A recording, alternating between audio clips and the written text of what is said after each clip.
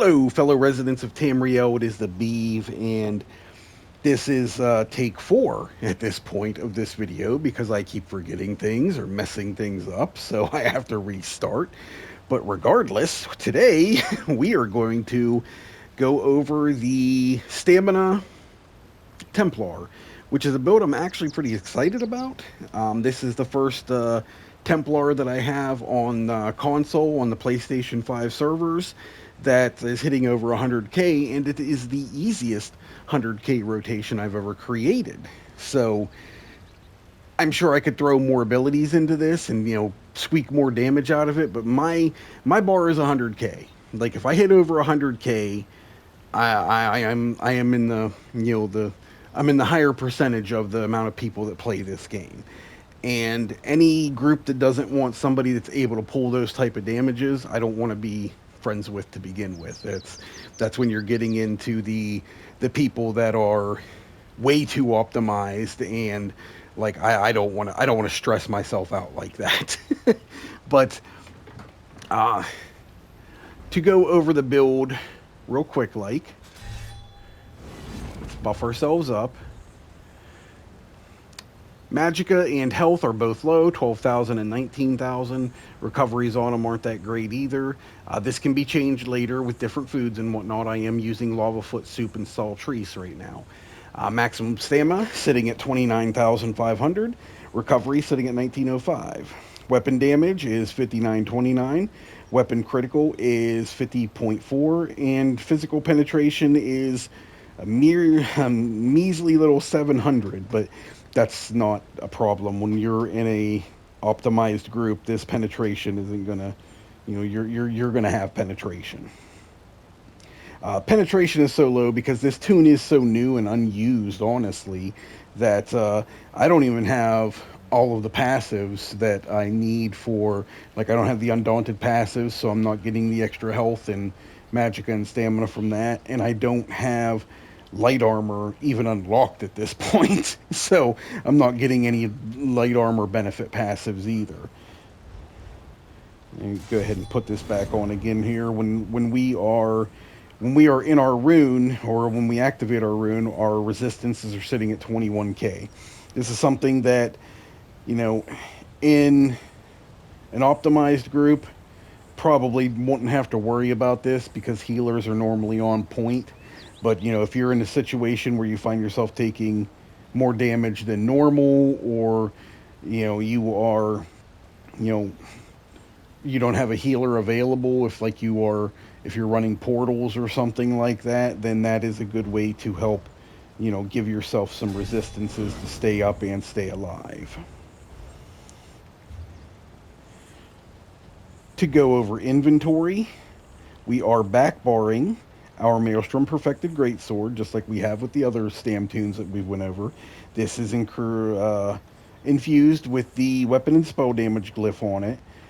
This comes out of Maelstrom Arena. You have to complete Veteran on Maelstrom Arena. You get the perfected version. All this does is after you use critical charge, it increases the damage of your direct damage attacks by up to 560 points of damage for 18 seconds, which that's pretty big with our rapid strikes because we're rapid striking so much. We are using Aegis Collar with this build. The dagger on my main hand dagger is Nirnhoned with flame damage enchantment, and the offhand is charged with a poison damage enchantment. The jewelry, we are using Aegis Collar as well. This is all in Bloodthirsty, all with weapon and spell damage enchantments on it. And they're all in purple because I'm doing this on PlayStation 5 and I'm trying not to wreck my materials. I've already depleted my transmutes making things to test with, but I'm trying not to use up all my gold materials at this point either. So this build could get a little bit better, just a tad little bit, with gold jewelry, but not a huge amount, to be honest with you. If you're not familiar with Aegis Collar, this is a medium armor set out of the Unhallowed Grave dungeon. You can run this on normal or veteran and get the same exact gear. So if you just need to farm it, go on normal and, just improve what you get. But this provides two lines of weapon and spell damage, a line of critical chance, and when you deal critical damage with martial melee attacks, which is your light and heavy attacks, and or your rapid strikes, you can you summon a lesser Aegis for 11 seconds, who just comes out and turns into this like little spitty boy and just does all kinds of nice damage. He doesn't move. He's stationary. So for fights where you're jumping all over the place and moving a lot, you might want to plan accordingly to have something different than this particular set. But any trial bosses that are normally just turn and burn situations, like dragons in Sunspire, or most of the bosses in any of the Craglorn trials, where you're just holding them and burning them, and they're not really jumping all over the place or doing too much, this is definitely a great option for those. Our other 5-piece set is Reliquin. This is the set that comes out, medium armor set that comes out of Cloud Rest Trial. This is providing 2 lines of critical chance, a line of major or minor slayer, and your light and heavy attacks apply harmful winds. It can stack up to 10 times, and it's just a really good damage dealer for light attack weaving. If you're not good with light attack weaving, there are a couple of different options you can go here. There is the Coral Riptide set out of Vet Dreadsail Reef, which the lower you keep your stamina, the more weapon and spell damage it gives you, where the maximum weapon and spell damage is like 740 weapon and spell damage at 33% maximum stamina. So if you're good at playing that mini game and can keep right in that range at all times, it's probably a better set. It should outperform, to be completely honest with you. But I personally don't like making myself play those little mini games like that if I don't have to. So this is what I chose to use. Now there also is the Ansel's Torment out of, I think that's the name of it, but it's out of that Sanity's Edge or whatever, and that one right there, just its 5-piece bonus provides a flat 7% more damage done, and if you interrupt something, it adds another 7% on top of it. So 14% more damage done, but that's like for a short amount of time. I think 10 seconds or maybe even less than that. I can't remember. But anyway, that's also a decent set that can be used, and very situational as it is, but it's if you're not good with light attack weaving, it's definitely an option. If you don't have access to trials, or you haven't ran them, or you don't want to run them, if you're like me and you don't like trials, and you just want something that's not trial oriented, you can always go get Pillar and Urn. That is a medium armor set that is found in Falkreath Hold. It is it's a kind of a set and forget type of set, where all you gotta do is just do damage and it procs. You don't have to be good at light attack weaving. You don't have to be, there's no condition to it. As long as you deal damage, and it can, and it's not, and it's on cooldown, it'll fire. So that's a nice set. You will see less DPS numbers with that opposed to Reliquin or any of the other ones that we talked about. But if you're just new to this and you're just looking for a couple dungeon sets to throw together to help you do damage while you're learning to do damage, the Aegis Collar and the Pillars and Urn are 2 wonderful options. They pair well together and they do really good damage just for, using abilities. The body pieces of the Reliquin that I have right now, they are all in the Divine Trait. All of them have max stamina to them. Our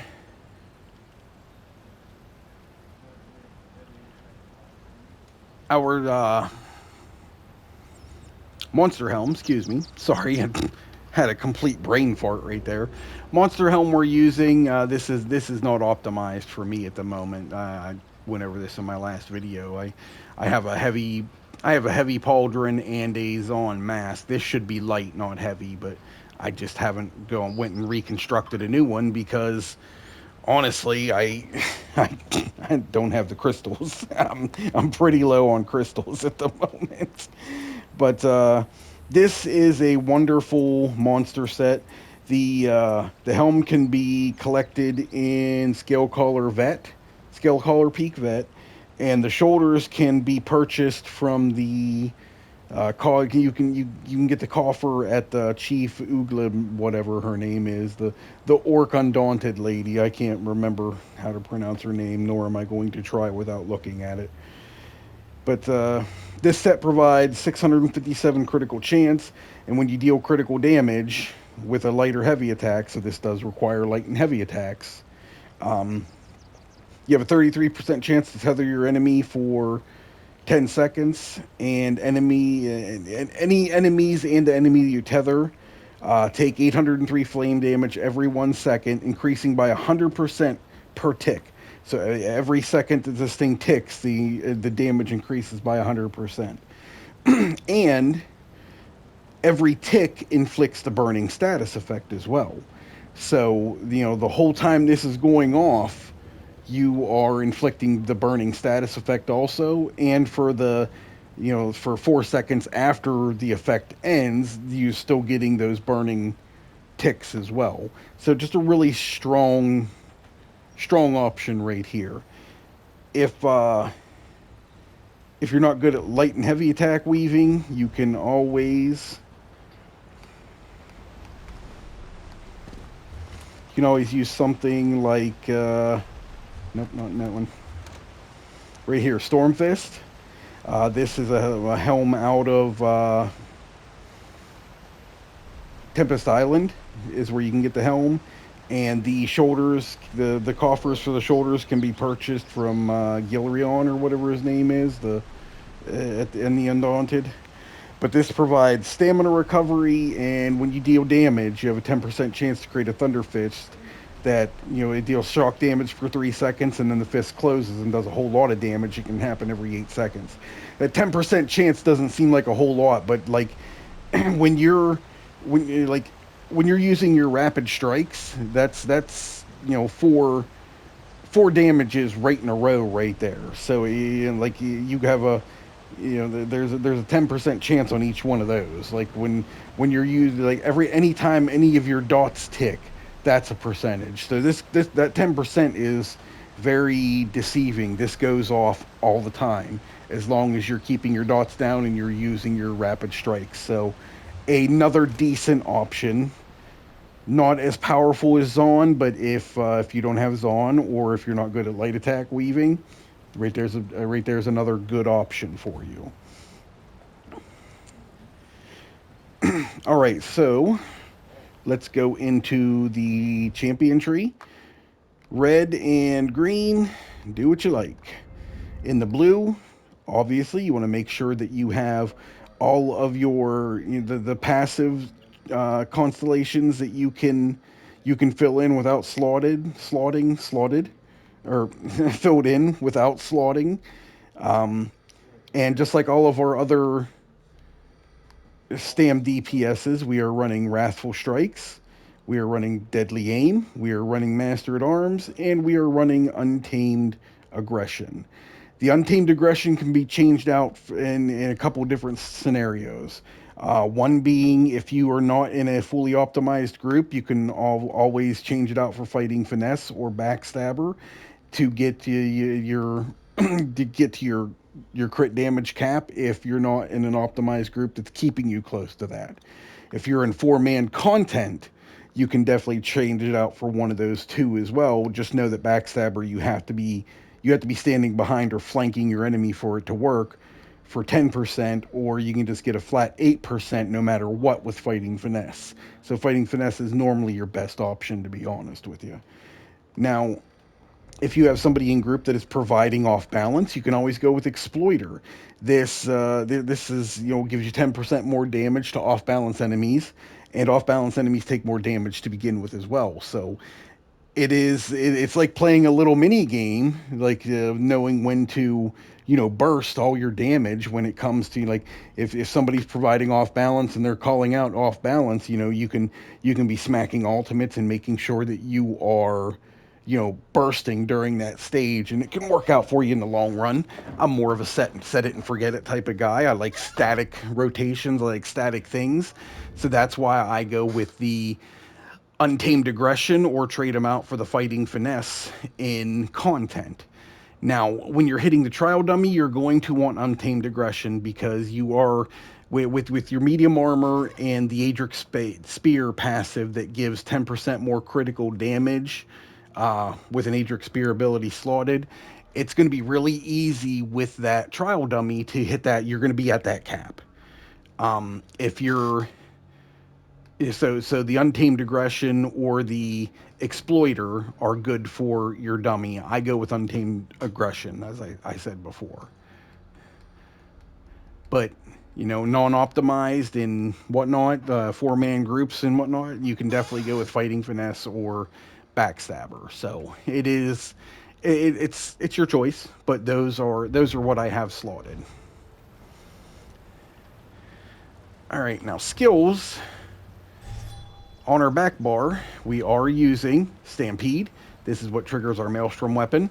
It does it's always critical damage. The lunge is always critical damage, so it always hits decent.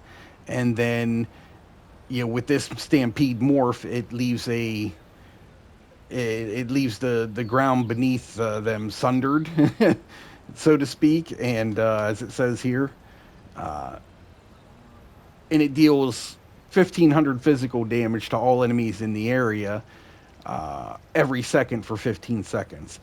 And this will actually this ability, that damage over time effect that happens after the sword goes off, will actually help keep the weapon and spell damage glyph on your maelstrom weapon procced, so you can have that 100% uptime on it. It'll just, as soon as it falls off, it'll just reapply itself. So it's really nice in that sense. Our second ability is Ritual Retribution. It cleanses harmful effects. It does damage, 1,500 damage every 2 seconds for 20 seconds, and each tick is increased by 12% damage. So every tick that it goes up, each tick goes 12% higher than the previous tick. So it's an ability that you want to let run completely out or be real close to running completely out before reapplying it, so you're getting that extra damage on the ticks there at the end. This also provides a synergy that heals and cleanses harmful effects from your allies. That's nice group utility also. I have Restoring Focus here. This is just my stamina recovery, my resistances, and it gives you a nice little heal. Plus, if you're standing in the rune when you have it, it gives you an even bigger heal. See, like, I can cast this. There's the rune. I can step outside of it. I still have my stamina recovery. I still have a small little heal going off. But if I'm standing inside of it, watch how this. You see how that heal picks up right there? So you get more heal while standing in front of it, and it's a nice resistance thing too. I mean, my resistance go to 21k a piece, and it's long lasting.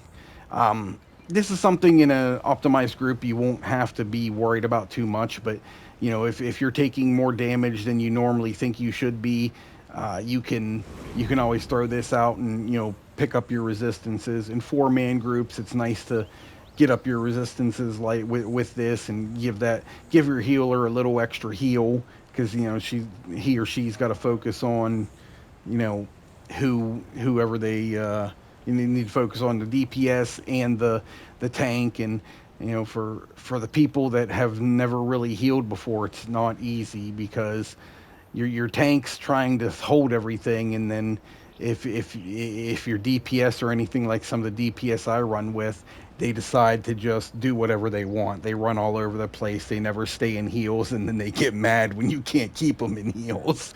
So it is what it is. That's the life of a poor healer. I feel so bad for them. But this is definitely an ability that helps your own healing out in that situation. And like, even when you hit like your hit your vigor that I have on here as well. It's huge heal ticks back to back right there. You can heal yourself up and give your healer a little break. Plus gives you recovery and resistances. So obviously vigor is on this bar also. I keep repentance on here. This is for at the end of trash mob fights. They'll leave behind a soul that you can absorb, and you gain health and restore stamina for each corpse that has that soul on it. So you basically all your health and all of your stamina back out of trash pools. Soon as soon as they're dead, you just I tap my R1 button and I'm back to full on everything. So it's a really nice utility so that you're not running into the next room with lowered resources. Plus, while this is slotted on either bar, you gain major fortitude, or minor fortitude, endurance, and intellect, which is going to give you health, stamina, and magic recoveries of 15%, which is nice just to passively have. We are using Crescent Sweep on this bar, or on the ultimate on the back bar here. It's kind of a nice little trash pack, cheap ultimate. It hits everything in a line, and anything standing in front of you does. It does even more damage too. Plus, it does damage over time. So, and it's only 71 ultimate. You can cast this pretty regularly if you wanted to. Front bar. I have Barbed Trap on here. This is a good ability for the upfront damage, the bleed damage, and our minor force. Our critical damage increased by 10%. Rapid strikes. See, I told you earlier. Look, my rapid strikes. I just literally unlocked the rapid strikes portion of this. They're at 1. I haven't done anything with rapid strikes yet, so they're a little bit.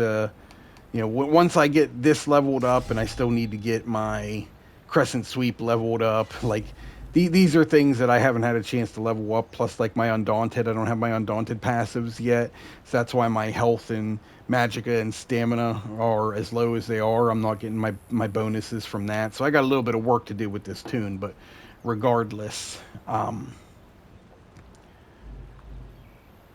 Rapid Strikes is here. This is just a massive damage dealing, single target damage dealer. I use Solar Barrage. This isn't a whole lot of damage, but it's got a little bit of utility to it where, it does 1,600 damage every 2 seconds. And while it's active, your class abilities increase by 5%, which only other class ability we're really using is, the Ritual Retribution, or if we ever fire off this Trash Mob ultimate right here. But this grows in damage by 12% per tick, plus another 5% on top of that from the Solar Barrage going off. That's a nice little damage boost right there. So I like having that there. I keep biting jabs on this bar, but I'm only using it in trash mobs. This is what makes this build a little bit unique for me, because a lot of times when you have a single target rapid strike build, you are stuck with single targets. So like when you get into big trash mob packs, you're running thing to thing trying to kill everything because your AoE damage isn't the greatest at this point. With your Aegis Collar here and with your biting jabs, you have the ability to actually clear those trash mobs a lot quicker. Like trash mobs where there's a lot of things, we're going to use biting jabs. Single target, we are going to use our rapid strikes. So it gives us the best of both worlds, so to speak. Plus, when we're in those trash mobs, running boss to boss or whatnot, it reduces movement speed of the closest enemy by 40%. Plus, when you activate this, it gives you major sorcery and brutality, which increases your weapon and spell damage by 20%. So you're getting your weapon and spell damage buff from using this without hitting a pot. So once again, giving you more damage on those trash mobs. So it's unique in the sense that you have a way to clear trash mobs and a way to clear single target all on one board. I like that. I think it's really cool. I use Camouflage Hunter here, mainly because I'm getting weapon and spell critical rating out of it, but my pots are giving me the same exact thing because I'm using weapon power pots right now. It does give me minor berserk, but The healer with combat prayer also gives you minor berserk. So this is slotted here for the critical chance while I'm not while my pots aren't active, trash mobs and things like that. And it's also slotted because of the Slayer passive in the Fighters Guild line. That because I got the camouflaged hunter and the barbed trap, and I have the flawless dawnbreaker, I'm getting 9% more weapon and spell damage because of that Slayer perk. So that's another reason I keep that there. And obviously, on my back bar or my front bar ultimate, I am using the flawless dawnbreaker.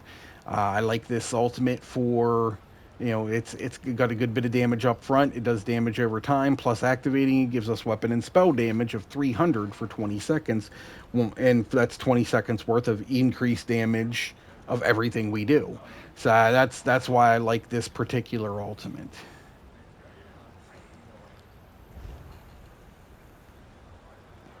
The rotation on this build, you know what? Let's back up.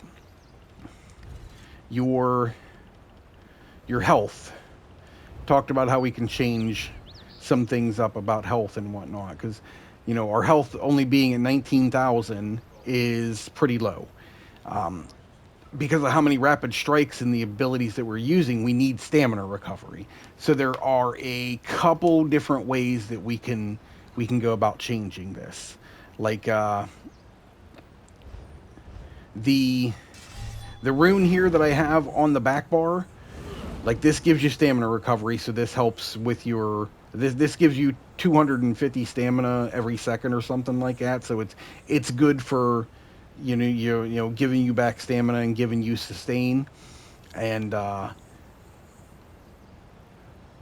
when you mix this in with say you have, if you wanted to go with like bewitched sugar skulls, that's going to give you more max health and stamina and magicka. um, you'll lose the recovery that the lava foot soup gives you. You can just add this. Make sure you're adding this in every single rotation, so that you're getting that extra stamina from it.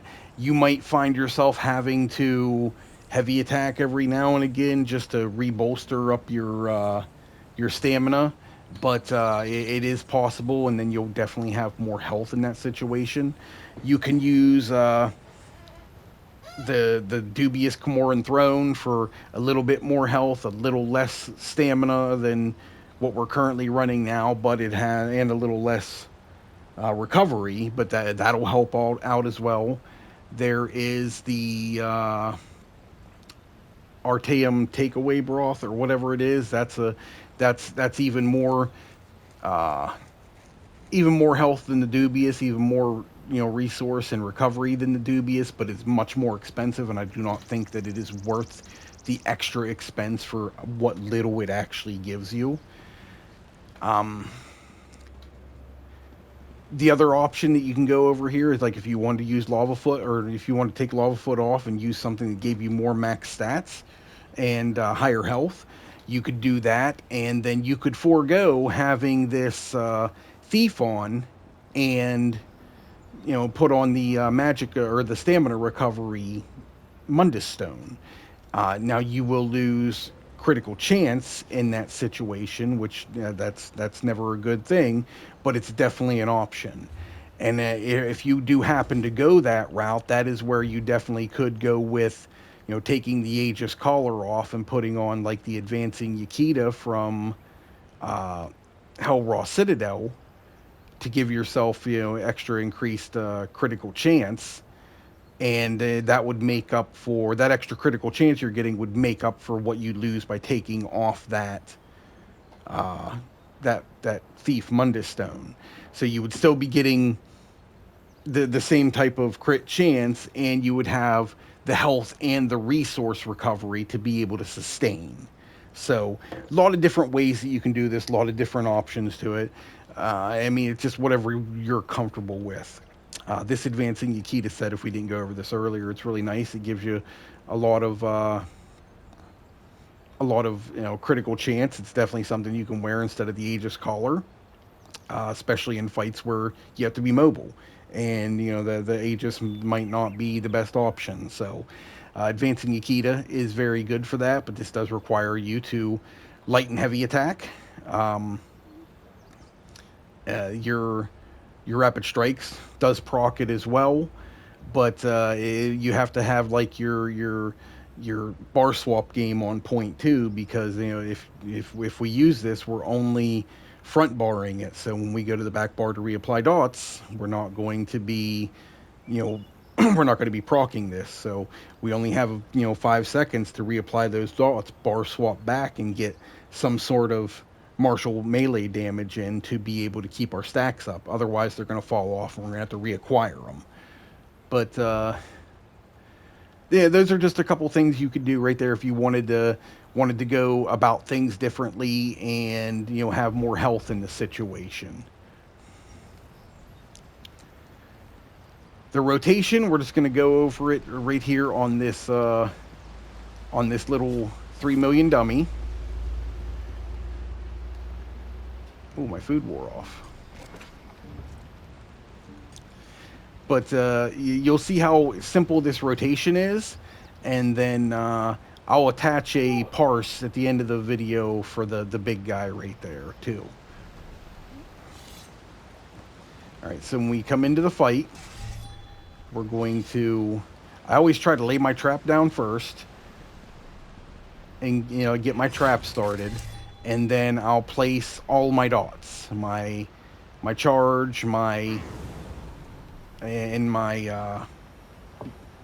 ritual. Now, like I said, I won't need this, but it's there in case I do. But so it'll just be 2 dots on the front bar. I'll bar swap, and I'll light attack and use my I can't remember the name of that now that my solar barrage. I'll light attack and activate solar barrage. My trap would have been laid first, and it'll already be ticking at that point. And then I just start just spamming the heck out of the rapid strikes. When you get this bar swap down correctly and how I do it, you'll have probably 12 to 14 seconds worth of just straight spamming rapid strikes, and that's it. And that kind of makes this, like I said earlier, one of the easier builds that I've ever had to deal with. So run in, trap, bar swap, apply dots, hit my pot. Oh, didn't hit my thing there. Now that's active, and now we're just going to drop ultimates on cooldown.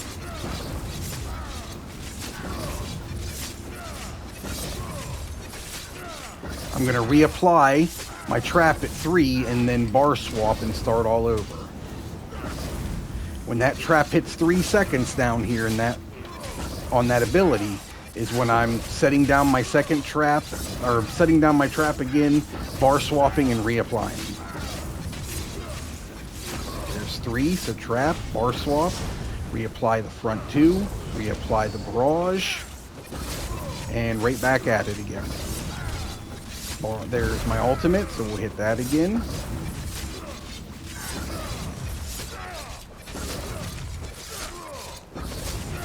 There's our 3 seconds. Reapply, barrage, spam.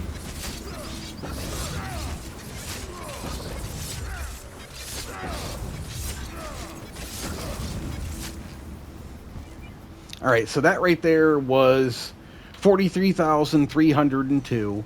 No sustain issues whatsoever because I was using the Lava Foot Soup and Saltrice. That number might not seem real big to you, but understand that our penetration couldn't cut through wet paper at the moment. We have 700 in physical penetration. We are 17,000 behind in penetration gap. So when we're in a fully optimized group, or even just with a tank, you're getting another almost 10,000 penetration. And just think of how much more damage just from a tank using puncturing, the pierce armor, just think how much more damage that's going to produce for you when you only have 700 penetration. But and I mean, in case you didn't see that, I mean that rotation is simple. Two abilities on the front bar, bar swapping and hitting your solar barrage, just making sure your traps up, and then just spamming rapid strikes. Like I said before, there's probably more that I could throw into this, but I'm not. I'm not really worried about it. I like my goal is to hit above 100K. Like I've hit above 100K. I feel like this tune is um, in good condition. We have utility on the bar that gives us resistances and our own heals. Like we have a lot of things that we're able to do with this build, and I think it's pretty well rounded, to be honest with you. Um, some people might disagree. Maybe it's not well rounded for them. It is what it is. Um, Anything that I show you is literally me just giving you a suggestion. Definitely change things up, make it your own. Just use it as a guide if you need to, and figure out what works best for you. But that's it, guys. That's all I got for you. I know this is a little long-winded, and I'm sorry. I apologize for it, but I greatly, greatly, greatly appreciate you guys uh, sticking around and watching. And thank you for your views. We've had some people asking questions on the channel and whatnot on the videos, and I'm happy to see that. If you have questions, I will answer them, and if I don't know the answer, I will find it. I promise you that. But 1,000 thanks, you guys. I appreciate it greatly, and happy adventuring.